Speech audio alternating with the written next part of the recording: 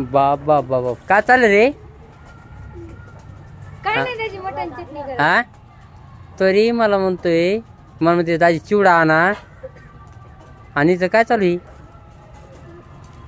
हा मस्त खाणं चालतोय आलो भाई मटण बिटन आणि मला चिवडा मागे खायला अहो, तुमच्या दातामध्ये गुत्ते ना डले. हा माझ्या दातात गुत्त्यात का मी तेच म्हणते ना.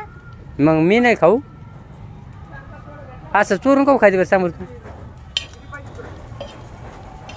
दाखवा इथे.